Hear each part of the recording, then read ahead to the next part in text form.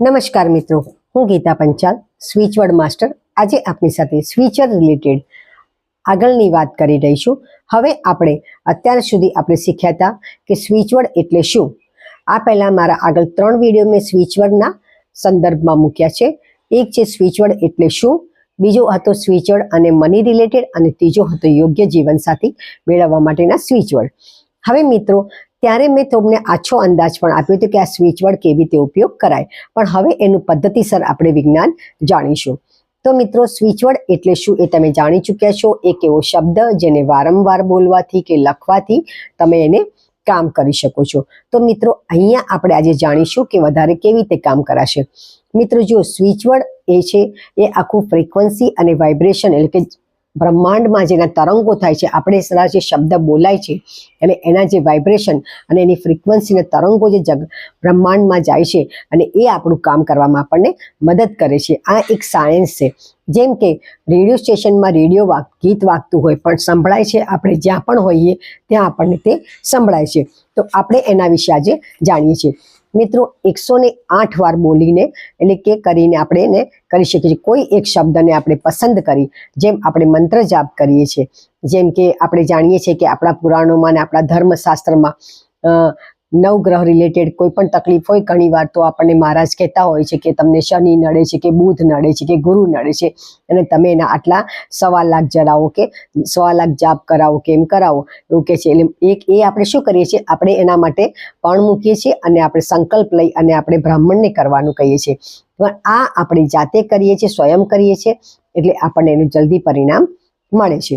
હવે આ કરવાનું છે, જો તમે રોજ 108 વાર બોલશો અને બોલી અને ક્યાં સુધી બોલવાનું છે, તો ઘણી વાર તમારા જ્યાં સુધી આપણે જોઈએ કે આપણા કર્મના ફળ પણ આની જોડે કામ કરે છે અને ઘણીવાર આપણા તરંગો કેવી રીતે વહે છે અને જાય છે એના પર એ આધારિત રાખે છે.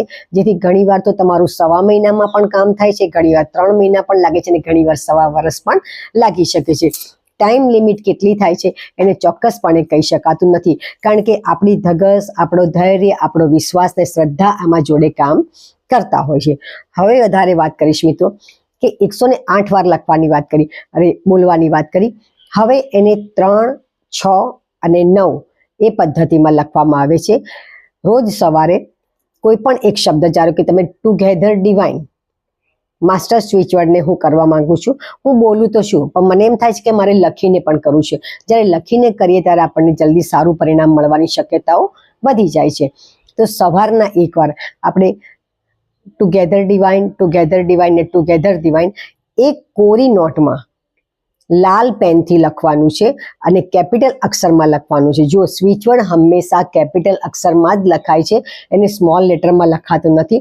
બધા જ અક્ષરો કેપિટલમાં તમારે લખવા પડશે. જેમ કે ટુગેધરનો સ્પેલિંગ છે TOGETHER, તો એ બધા જ શબ્દો કેપિટલ વર્ડમાં લખવાના છે, આપણે કેપિટલ અક્ષરમાં લખવાના છે. તો ટુગેધર ડિવાઇન એ ટુગેધર ડિવાઇન આપણે મોર્નિંગમાં 3 વાર લખીશું, પછી બપોરે 12 થી 4ના ગાળામાં એને 6 વાર લખીશું અને પછી રાત્રે સૂતી વખતે તમે એને 9 વાર લખશો. આમ આપણે 3, 6 અને 9માં આપણે લખીએ છીએ. એક કોરી નોટ એના માટે સ્પેશિયલ લેવાની છે, એ નોટને સાચવીને રાખવાની છે, એમાં બીજું કંઈ નથી લખવાનું અને લાલ અક્ષરથી લખવાનું છે. હવે લાલ રંગ શું છે, એ ઉર્જા આપે છે, એનર્જી આપે છે, માટે એને લાલ અક્ષરથી જ લખવાનું છે. આ થઈ એની લખવાની રીત. આને તમે લખી શકો છો અને આનાથી બહુ ખૂબ સારું પરિણામ મળે છે. પણ 1 કે 2 દિવસ કરવાથી પરિણામ નહીં મળે એ હું પહેલેથી સ્પષ્ટતાથી કહી દઉં છું. અને તમારે મહિના, 2 મહિના, 3 મહિના લખો, એવું એટલું પણ લખવું પડે છે અને તો આ કામ થાય છે. માટે તમારે આને નિયમિત અને ચોક્કસ સમયે રોજ કરવું જરૂરી છે.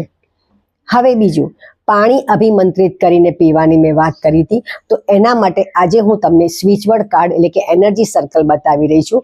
આ મારા હાથમાં એનર્જી સર્કલ છે અને એને આવી રીતે તમે બનાવી કે તમે કોઈ પણ એક સફેદ કાગળ પર આવી રીતે દોરી અને દોર્યા પછી, અને કેનવા નામની એક એપ છે, એમાં તમે આને બનાવી પણ શકો છો. જો આપને કેનવા આવડતી હોય, અત્યારે તો બધા આપણે એપ ફ્રેન્ડલી થઈ ગયા છે, આપણને મોબાઈલની બધી એપો વાપરતા આવડે છે.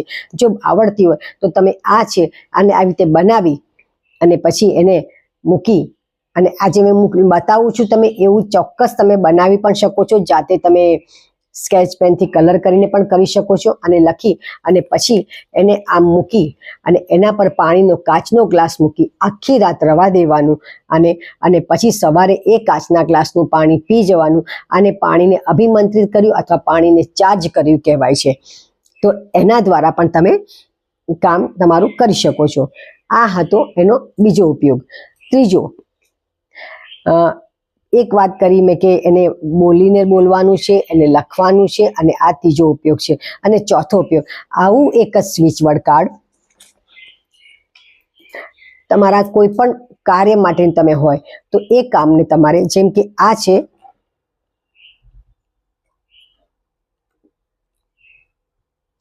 Divine golden blessing. હવે આ ડિવાઇન ગોલ્ડન બ્લેસિંગ લખેલું છે, આ છે. અને એ કાર્ડ છે એ મેં બનાવ્યું કે આપણા માટે આશીર્વાદ સમાન કાર્ડ છે. મને આશીર્વાદ મળતા રહે, ગોલ્ડન એટલે ઈશ્વરના આશીર્વાદ મને પ્રાપ્ત હંમેશા થતા રહે એના માટે, જે ઈશ્વરની કૃપા હંમેશા મારા પર વરસતી રહે એના માટેનું આ સ્વિચ વર્ડ કાર્ડ છે. તો આવી રીતે આ સ્વિચ વર્ડ કાર્ડને શું કરીશું, જોવાને જરા નજીકથી બતાવું છું, તમે બરાબર જોઈ શકતા હશો. તો આને આપણે ઓશિકા નીચે, ઓશિકાના ગલેફમાં, તકિયાના કવરમાં આપણે અંદર નાખી દઈ અને સૂઈ શકીએ છીએ. બીજું, આને હું મારા પોકેટમાં, આગળના પોકેટમાં મૂકવાનું છે, શર્ટના પોકેટમાં આગળના પોકેટમાં મૂકવાનું છે, પાછળના પોકેટમાં નથી મૂકવાનું. તો આગળના પોકેટમાં મૂકવાનું છે. બીજું, એને આપણે આપણા પર્સમાં કે આપણી નોટબુકમાં કે આપણા ડેસ્ક પર પણ આપણે રાખી શકીએ છીએ. તમે જે કામની જગ્યા પર કરતા હો તો તમારા કામની જગ્યા પર તમે એને સામે આવી રીતે સ્ટિક કરી શકો છો, તમને દેખાય રીતે.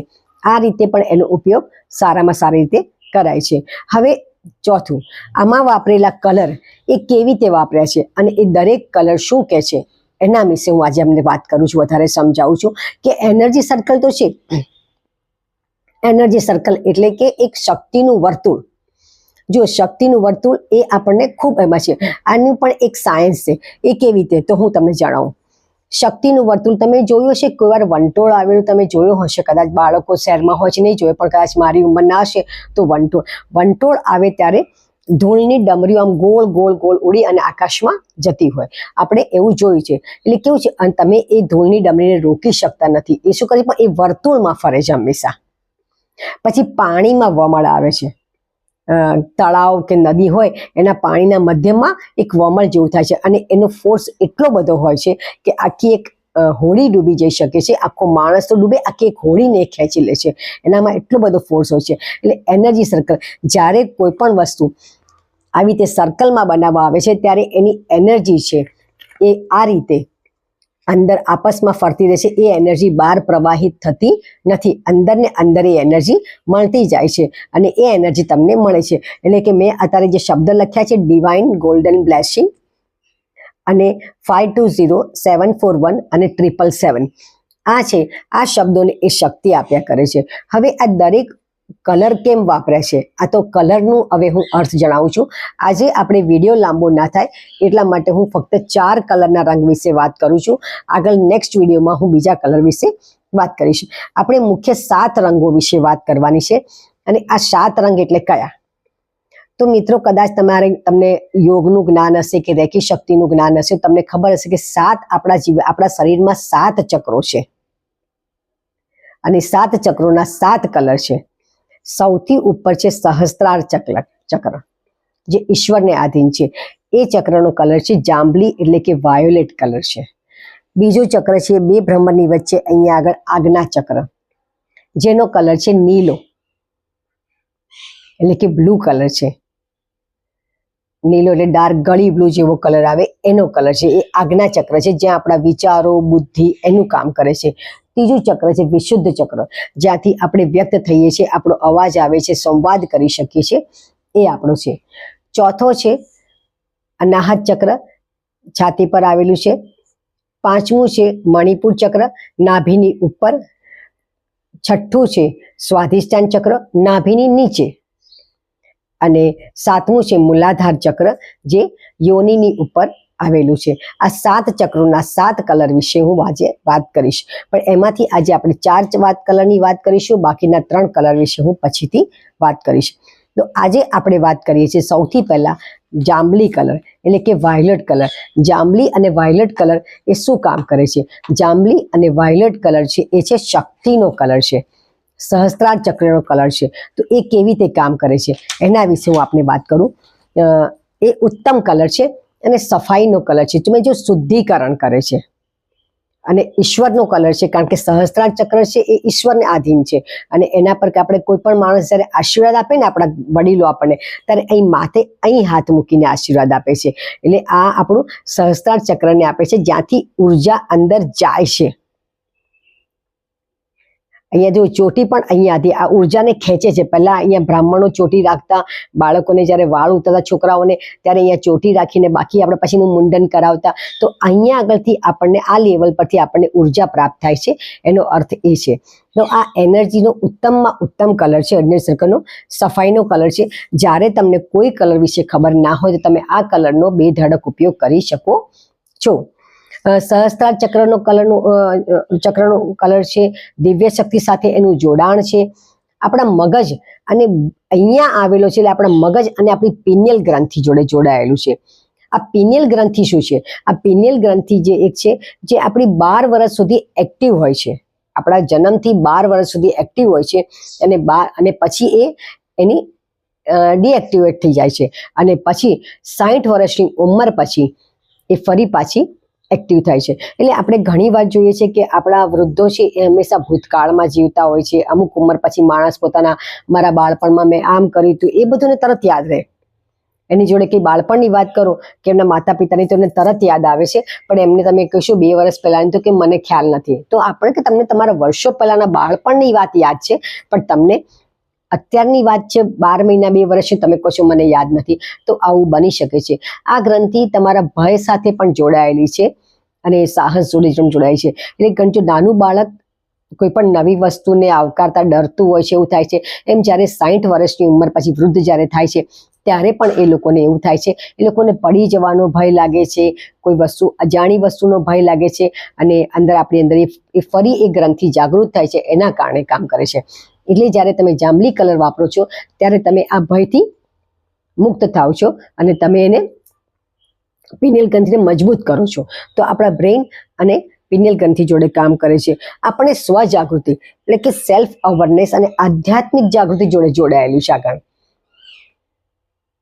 આપણી અંદર આધ્યાત્મિકતા જગાડે છે, ઈશ્વર પ્રત્યેની શ્રદ્ધા અને વિશ્વાસને બેવડો કરે છે અને આપણી કરોડરજ્જુ જોડે, હવે જો આપણી સ્પાઇન છે એ આપણા બ્રેઇન સાથે જોડાયેલી છે એટલે આપણી કરોડરજ્જુને મજબૂત કરે છે. એટલે જ્યારે કરોડરજ્જુ એટલે કે કમરને લગતા કોઈ પણ તકલીફ હોય ત્યારે બેધડક આપણે એનો ઉપયોગ કરી શકીએ છીએ.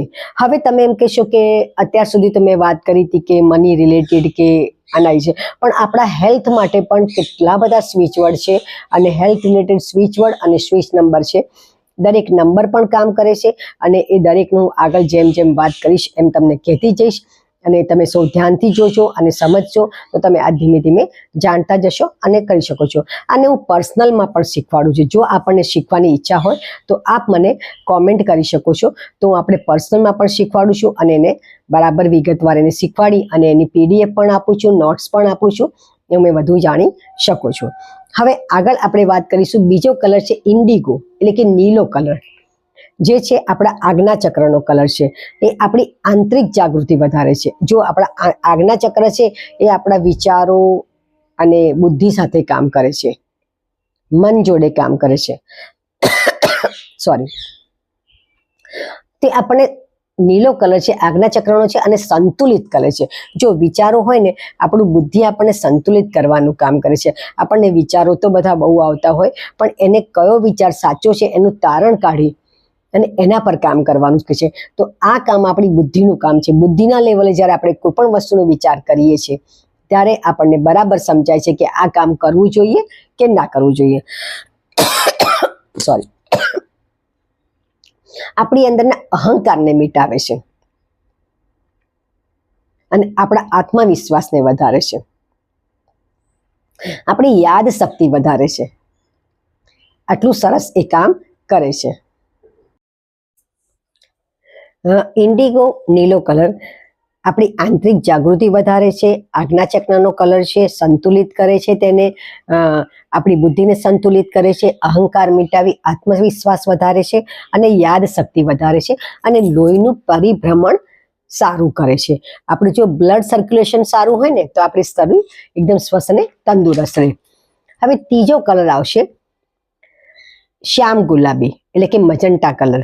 હવે આ કલર છે એ કેવી રીતે કામ કરે છે એને જોઈએ. શ્યામ ગુલાબી એટલે તમે જો શ્યામ અને ગુલાબી એટલે રાધા અને કૃષ્ણનો કલર પણ કહે છે. રાધા એ કૃષ્ણ એ શ્યામ છે અને રાધા એ ગુલાબીનું પ્રતીક છે. તો એ રાધા કૃષ્ણનું પ્રતીક છે એટલે કે પ્રેમનું પ્રતીક છે. એટલે જ્યારે જ્યારે પ્રેમની વાત આવે ત્યારે પિંક કલર તો આપણે વાપરીએ છીએ, રેડ વાપરીએ છીએ, પણ શ્યામ ગુલાબી કલરને પણ તમે બે ધડક વાપરી શકો છો. જ્યારે તમારે કોઈના પ્રત્યે પ્રેમ એક્સપ્રેસ કરવું હોય, કાં તો કોઈ વસ્તુ પર તમને બહુ પ્રેમ હોય અને તમારો કોઈ ધ્યેય સિદ્ધિ માટે તમે પ્રેમથી કરો છો તો તમે આ કલરને બે ધડક વાપરી શકો છો.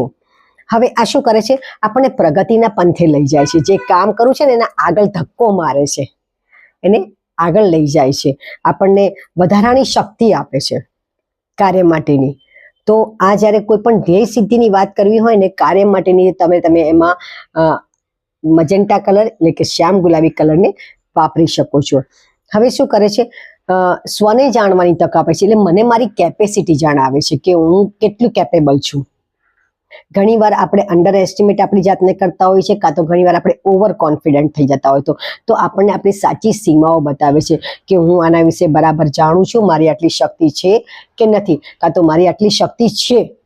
જો બે શબ્દોમાં ફરક પડે છે, મારામાં આ શક્તિ છે કે નહીં અથવા મારામાં આ શક્તિ છે, આ બે વસ્તુ આપણને પાવર આપે છે. એક આપણને નીચા કરે છે અને એક આપણને પાવર આપે છે.